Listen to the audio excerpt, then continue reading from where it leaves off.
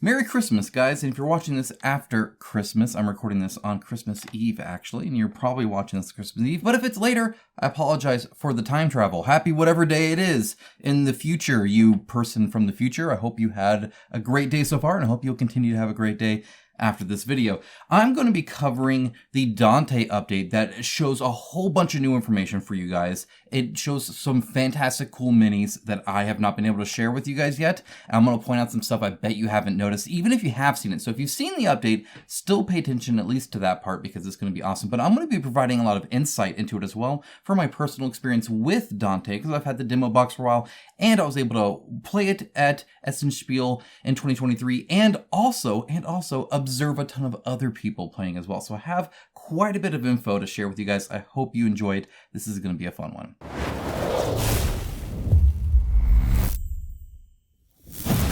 All right, now before we get into all that goodness, I did want to give a huge shout out to everybody who's donated to the fundraiser this year. It's been a blast. If you didn't know, I do have a fundraiser I do at the end of each year where I ask for donations and then give out as many games as I can to you guys in thanks. And I am hugely thankful. If you didn't know, this year I did set the goal to about $8,000. If you followed the news at all in 2023, you'll know that I purposely set that at 8,000 because I wanted to see the community fund a channel at least as much as a single Into the Unknown video might pay other creators. And that's all I'm going to say about that. But I did purposely pick that to kind of prove a point. And I'm sure you guys will get there. And I do greatly appreciate it. Right now, we're at about 2,000. And again, from the 57 people, thank you so much. For everybody else, even that's just liked the channel or followed it, subscribed to it, all of that, it helps so much. I had a great 2023. And I look very forward to doing even more for you guys in 2024.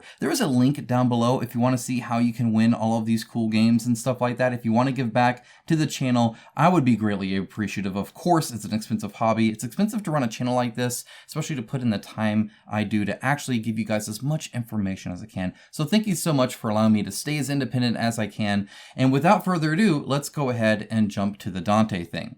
Now, this is Dante Inferno. That's the new name. We'll cover that in a little bit, but it's just Dante Inferno. That's because of a trilogy. Again, we'll talk about it. We'll get there, okay? This is by Creative Game Studio. If you didn't know, I am working with them to try and make their stuff better. I will be having a review out for Chronicles of Drunagar Apocalypse, and trust me, you can judge from there whether or not you think that turns me to some shill or something like that. But considering they're literally wanting me to critique their stuff, it's almost the opposite, and it's great. It's really good, and I think I've made some good positive impact, and I like what they're doing as well, or I wouldn't even work with them, of course. But just as an FYI, that's there. So Dante the Inferno by Creative Game Studio has a new update here, and let's look at some minis because it's really cool. So this is their new page. They're going to keep updating this because of when it's coming out. We'll get to that, of course, as well. But they have a little bit of a blurb here. They've, again, updated it to say Dante Inferno. They've updated this to say Dante Inferno. But you're going to see some really cool looking renders here. Now we're going to zoom into this bad boy. Let's zoom into it all the way. Now, you're going to see a lot of really cool dynamic minis, which I really appreciate seeing. Also ones that will actually translate well to actually being a miniature. Sometimes that doesn't always happen with it, and they've run into problems in the past with their Apocalypse renders, like just looking better than they could possibly kind of in the actual thing. So I really appreciate seeing stuff like that. There's still some stuff I'm looking into, like the end of the spear in here, right? And a few things like that. But for the most part, everything I see is actually doable, and I really appreciate that. As doable a word, it is now. Including like the sleeve and how far it goes in. I'll work with them with all that, of course, but trust me, it's going to be great. I really do appreciate these renders. I appreciate there's not a huge amount of texture added to them like some companies do to make it look better. It's just good. But what I want to point out here is Cerberus, because one thing you might not notice is this freaking mouth that all the heads are coming out of. It's freaking awesome. When I first saw this mini, I about lost my mind. I'm all about that. I mean, big old bearded man over here, like, love it. That's super cool, of course. But the Cerberus heads coming out of this giant maw thing, just love it. I love their take on all this stuff. It looks super cool. They did focus on a few things here, and I want to point that out because I think what a company focuses on is important. So they have a narrative campaign. That's the first thing listed. Branching storyline, meaningful decisions, impact on gameplay. We'll be covering that here shortly. And then in boss battle, they have no downtime, cinematic encounters, and dynamic battlefield. Again, we'll cover that in a bit as well. But that is definitely their focus, and I see that throughout. So let's go ahead and take a look at the update here.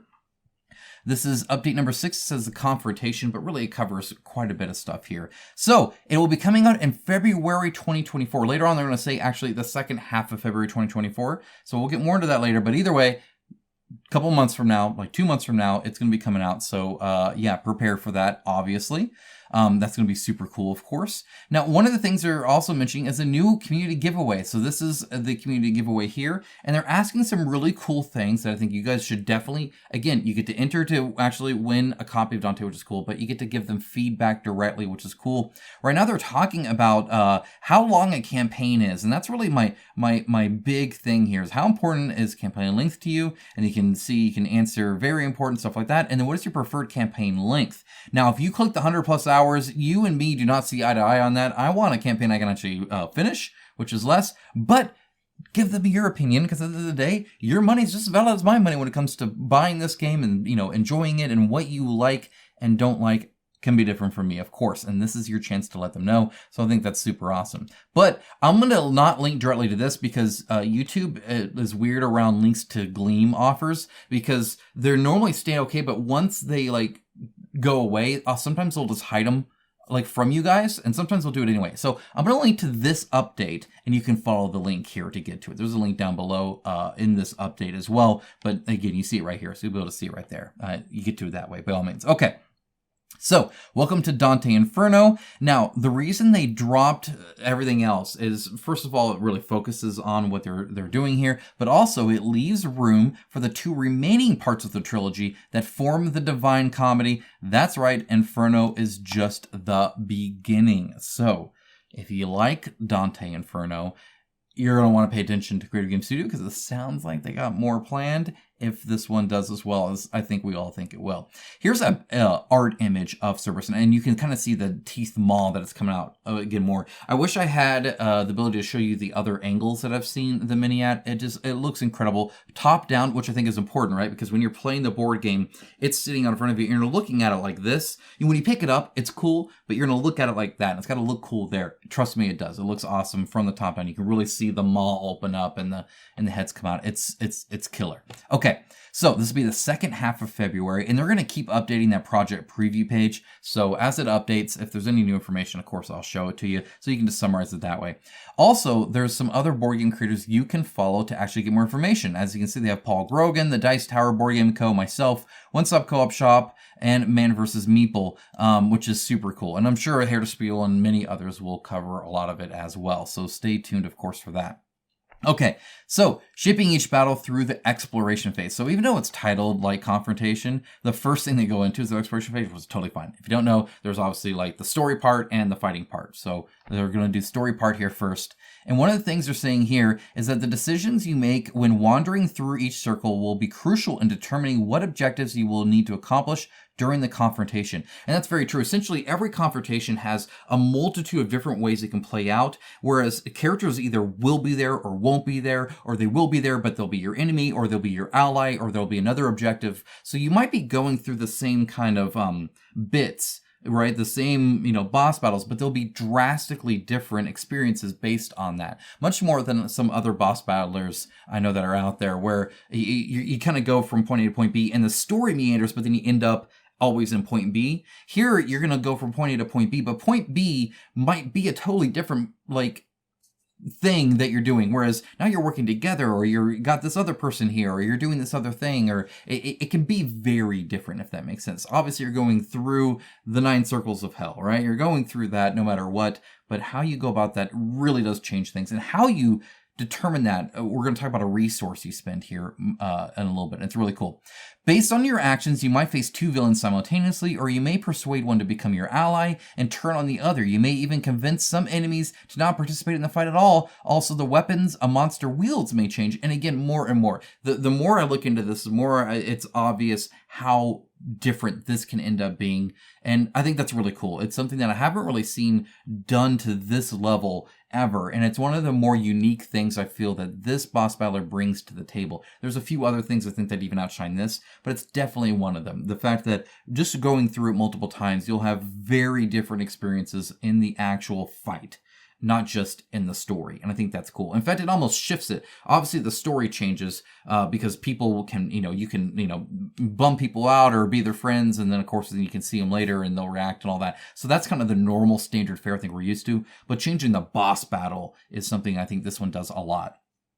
The players as a group will have a certain amount of resources available for each circle. So in other words, as you go through the circle, you can think of it as almost like a mini campaign, and you'll have a resource that you spend on different things, and it doesn't get reset until the next circle, right?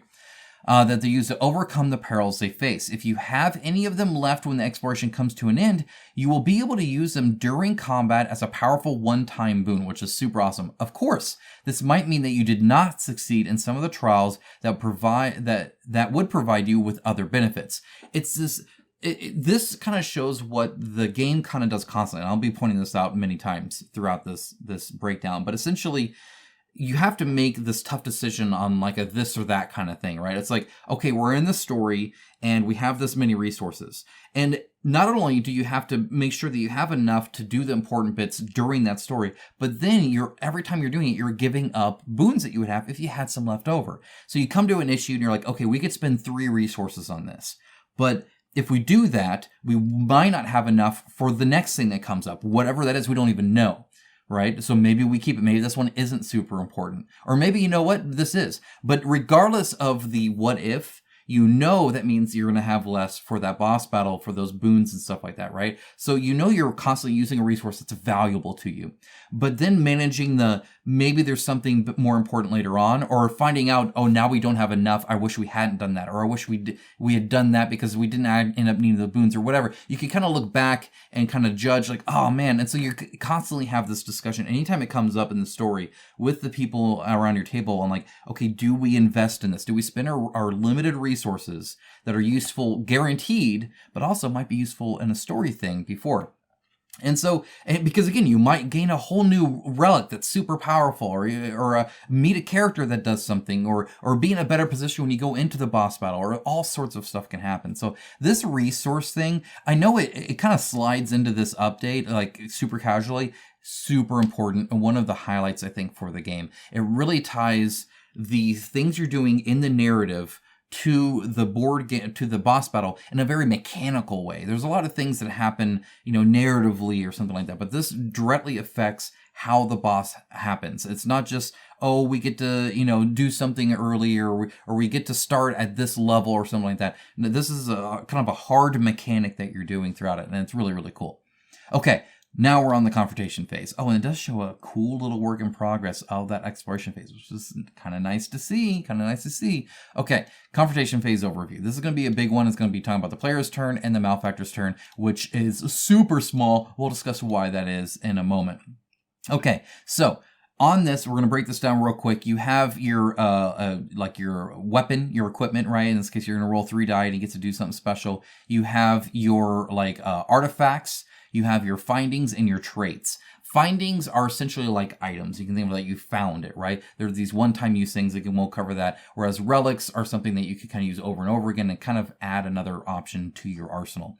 Then you have your maneuver cards, and then you kind of your discard pile, your character card with your little effects here, your maneuver spots, and your vigor track, which is one of the best things in this game. Again, we'll talk about that. Okay, so you'll get the vigor track and you'll get the maneuver. You spend vigor to do essentially a whole bunch of basic actions. We'll cover the basic actions in a moment. And maneuvers are just kind of like, think of them as like spells. They're like, these are your unique actions that your character type can do beyond even just your special abilities, okay? All right, so I love by the way, looking and analyzing pictures of people playing games. I think it's interesting. So here you can see that these two people are very much like discussing like strategy, which I think is great, very representative of the game. Smart choice to use that here. Okay, player's turn. There is no separate turn for each character. This is something I love. I've loved it ever since I discovered it in Conan, the board game, and ever since then, it's just been a hit for me. It makes it to where the entire team focuses on this teamwork, and it automatically does that by essentially making the player turn one big combo, right? You're essentially like, oh, if I hit him here and then he can move over here and then I'll give you healing, so you don't have to worry about that, and you can actually spend that vigor then on this, or if you use that, then I can copy that ability once you use it, and so then I can do it as well. You constantly discuss these things, so you're involved in other people's turns, and so their turns are broken up.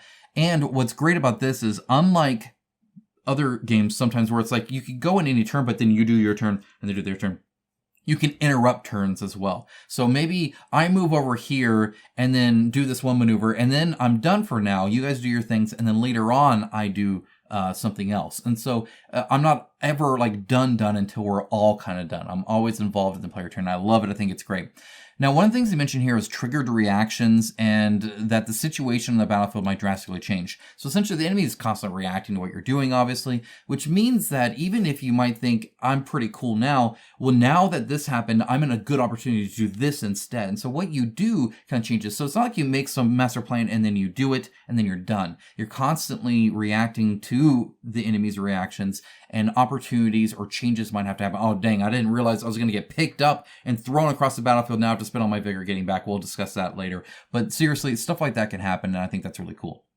Okay, upkeep. Upkeep is super simple and easy. You remove all the maneuver cards, you draw cards up to 4 in your hand, and you gain 3 vigor. So you're constantly gaining that vigor back and then spinning it, then gaining it back and then spinning it.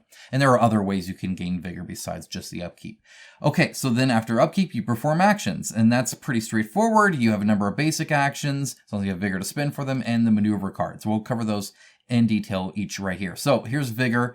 And this one, it combines the properties of health and stamina. I think that's really cool. So you have this vigor track here, and you can use it to do different things. But also, if you reach 0, you get a wound card. So it's your health and your stamina.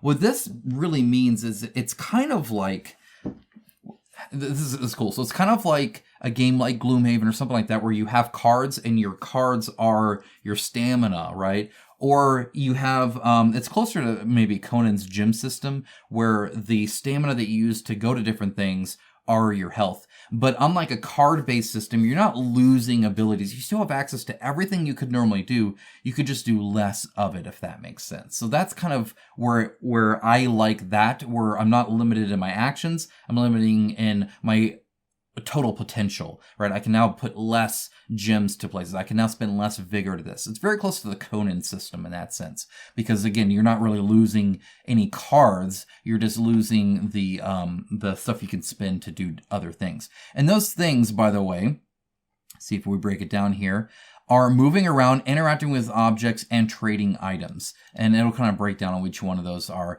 But these are huge. And again, I'll be talking about this in a moment. But the moving especially, I think, is big. There was a time where, and I'll explain more how this happened, but essentially I got far away from the boss.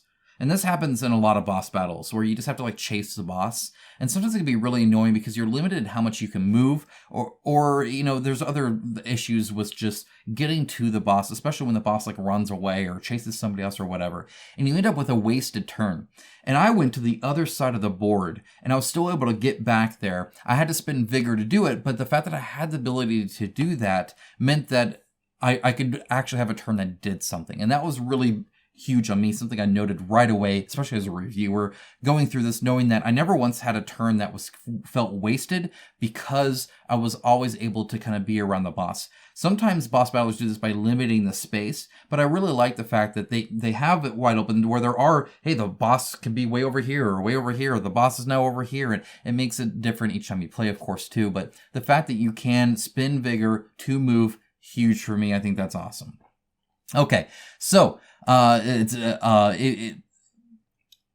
when Whenever champions are all damaged, they'll lose some vigor there. So obviously, again, that's your health. And of course, it'll also limit your champion because you get a wound card that covers the maneuver thing. We'll cover that soon. So it really ties into the maneuver system, even though you're not necessarily spending those on maneuvers all the time. Okay. So with that, let's talk about maneuvers. These are your personalized actions. Each character type has their set of maneuver cards that are different than the other ones, and they are very different from the others. There's some really cool stuff you can do, right? So the artist, again, typically plays a little bit like a rogue, but also kind of not. And those maneuver cards really help flavor that character different than other archetypes. So I think that's really cool.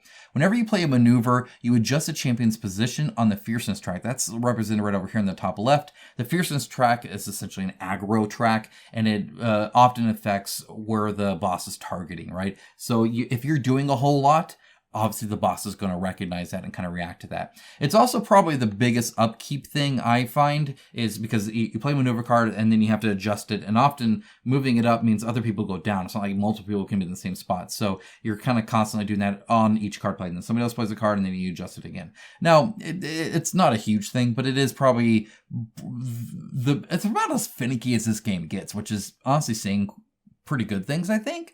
But it is something that's like, yeah, you're going to constantly kind of adjust that over and over again. Okay, each champion has 3 maneuver slots. You can see them right here. Now, what's cool is you're kind of slowly introduced to this, and this allows you to not just come in like guns blazing kind of thing, which can be kind of fun, but I can see why they limit that. So essentially, at the start of every round, you remove one of these locks. So you start with only doing, your first round, you're doing 1 maneuver. Then the second round, you can do up to 2 maneuvers, and the third round, you can do all 3 maneuvers, and from then on, you can do all 3. So again, it kind of makes this nice ramp in the combat, which I actually quite enjoy. If you did it where you could just play 3 right off the bat, first of all, it all feels kind of samey, because you do different things when you can only do one thing, right? There's not like these combos that you can build as easily, but it also just makes it to where the combat, you start feeling more powerful and bigger things are happening throughout the experience. That's a nice way to do that in a I feel more powerful way versus I'm getting way hurt kind of way.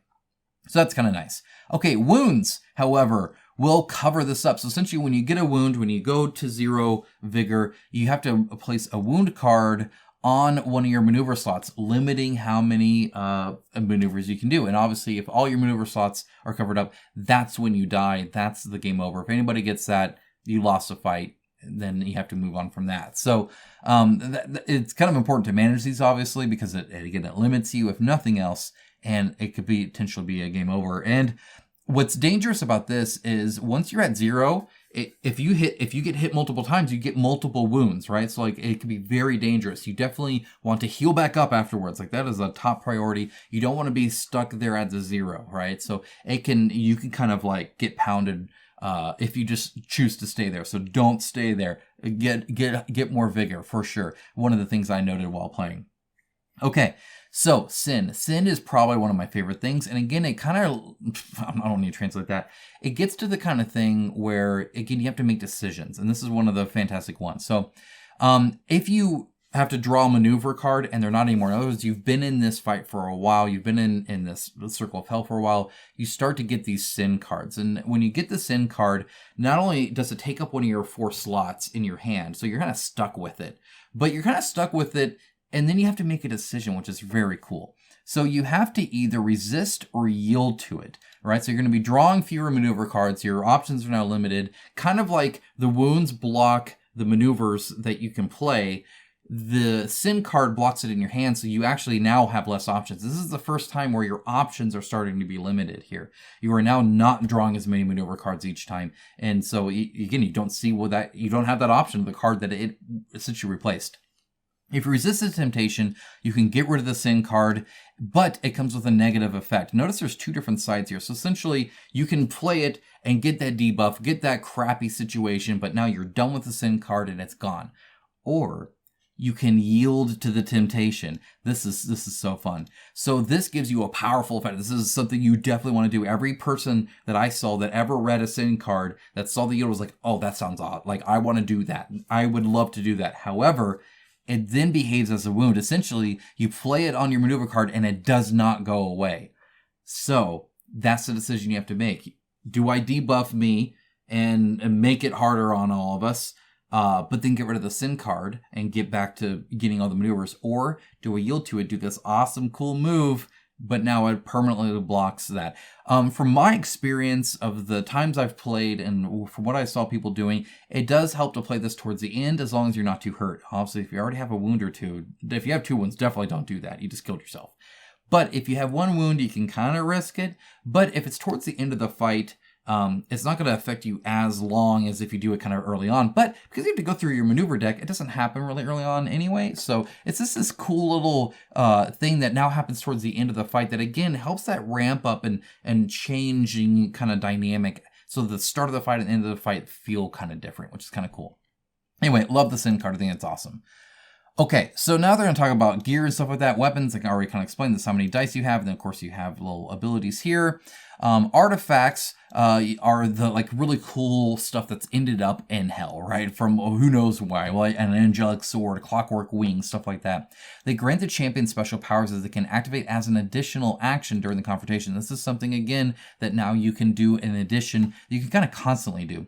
Whereas these findings are kind of this, like a cry of the indolent or a retractable shield, stuff like that. Often one-time use kind of buffs that you can do, which again are kind of cool. And you can do them without spending an action, so they are definitely useful. Don't think that they're not just because they're one-time use. This is something that's free for you to do, which is pretty cool.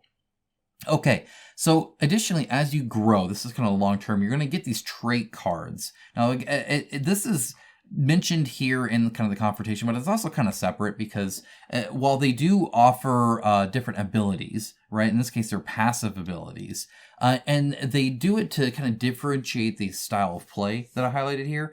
But one important thing here is that they're based on your character behavior choices and discoveries. In other words, it makes you more how you are. So you start kind of these generic archetypes, right? But your character ends up conforming to you as a player based off of your decisions, based off what you're doing, based off what you're trying to look for, all that kind of stuff.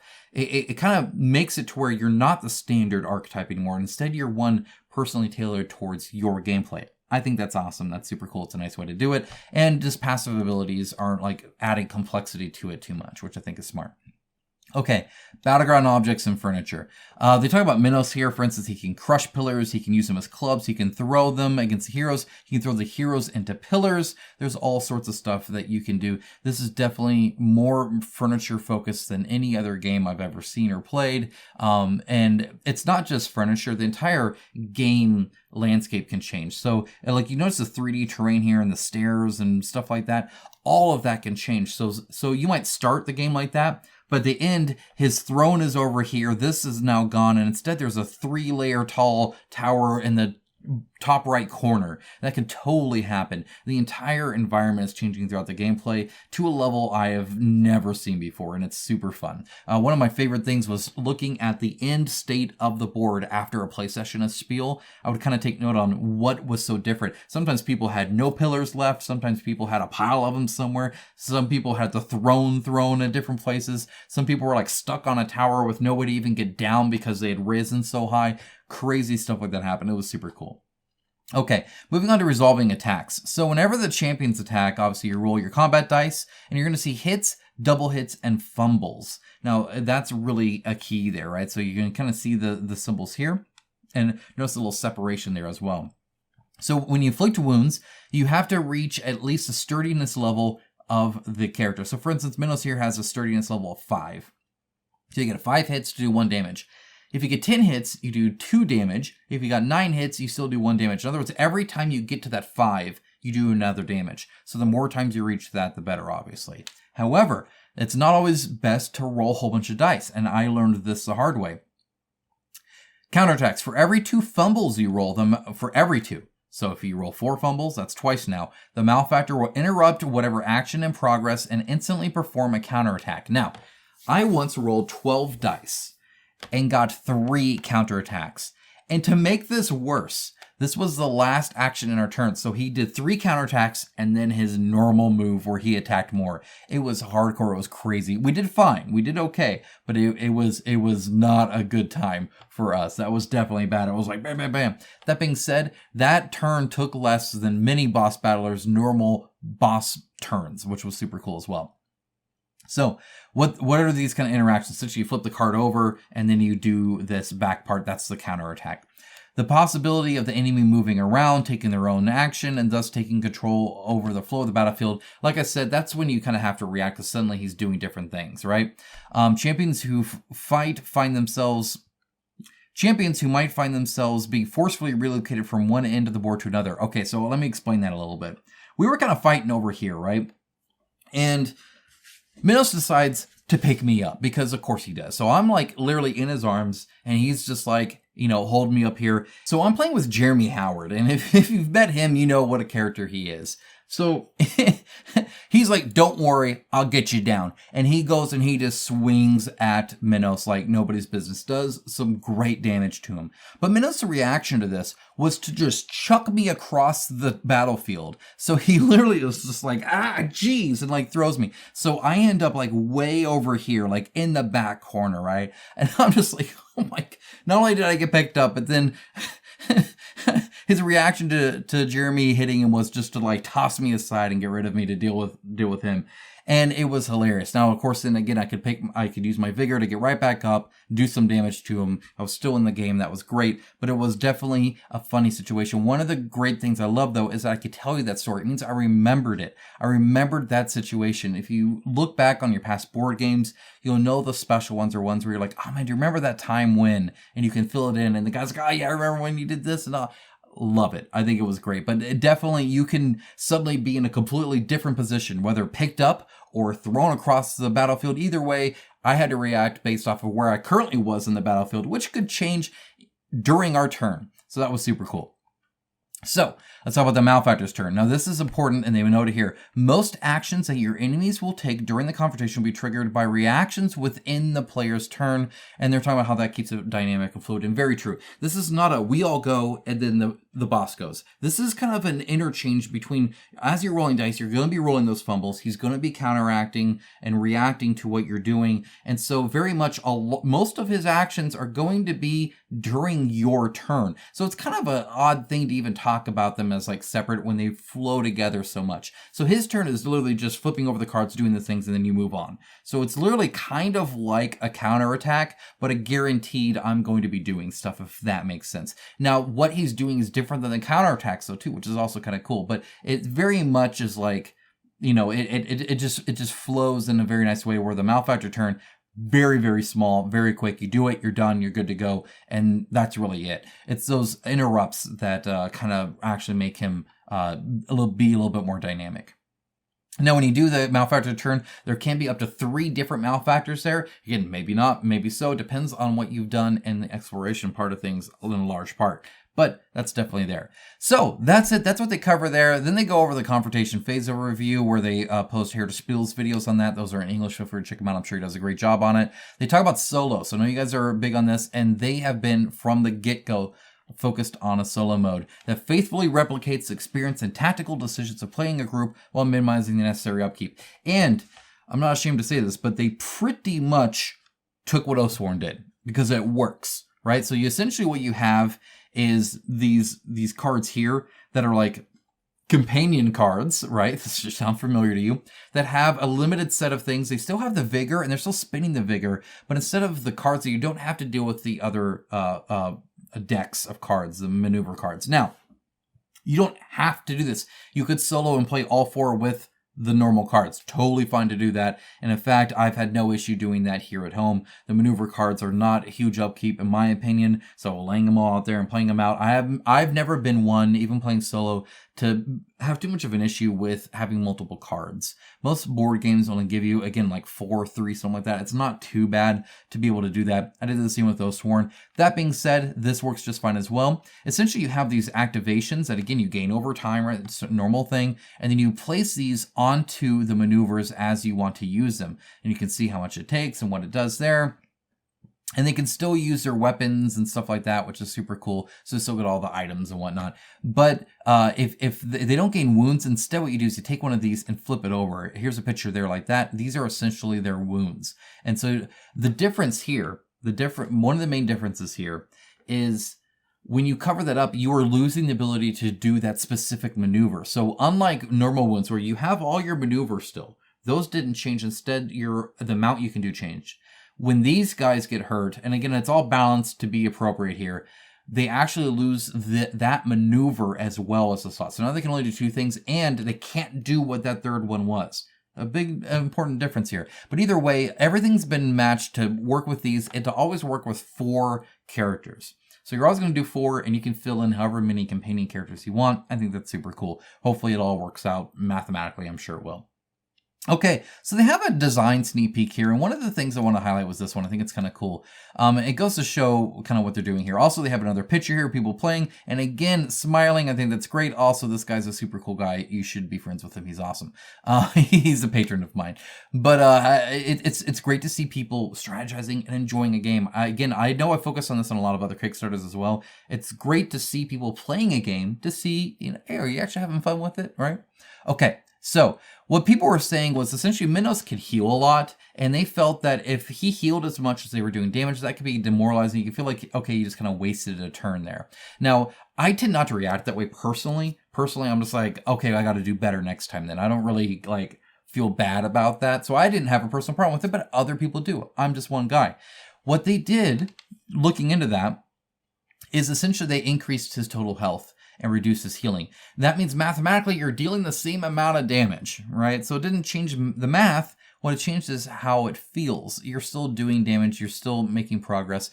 Overall, probably a smart idea. I think that's cool. I'd never really had an issue with that. But I tend to be a little bit more carefree with my boss battlers, and I think some people are. And so I can see why that would kind of be an issue for some people. But it's great that they're getting that kind of stuff. They're working through it, and I think that's awesome to kind of see little sneak peeks on smart decisions like that that can make the experience better.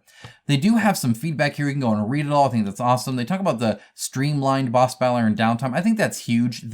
Coming from Anthrespes Odyssey to Dante Inferno has been a huge change for me when it comes to expectation of how much space it can take. In fact, playing Chronicles of Drunagor and playing Dante from the same people, you see the difference in the amount of space it takes is just huge. It's awesome. It's really, really streamlined for a boss battler. You can actually get to the table nicely. I love it. But I really liked this last one here. It says, I could really imagine Minos rampaging around, picking up pillars and throwing them, etc. It was very evocative. This is so true for me. You kind of get lost in the game. Some of it's the 3D terrain that they do, but a lot of it is how that 3D terrain is interacted with the cards and what the characters are doing, which interacts with the kind of theme of the person doing it. So when you read about Minos, when you meet Minos, when you interact with Minos, you kind of feel like this guy could actually be doing this. And so then when he does it mechanically, and when that mechanic is represented in a physical form in a board game, it all connects in this really cool way that, as they say very well, is evocative. And I think that's awesome. It's a highlight. Here's a community giveaway. They have that again, of course. And guys, that is it.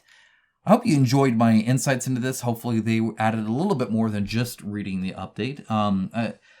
I really have enjoyed this game. I'll be having a first impression of that soon. I need to record my first impression or my early impressions of Chronicles of Drunagor Apocalypse. I have written that out in text form for my patrons and YouTube members. So if you would like to see that a little bit earlier, you can certainly join those. Those are linked down below, along with that fundraiser, of course. Either way, guys, thank you so very much for just an amazing year of 2023.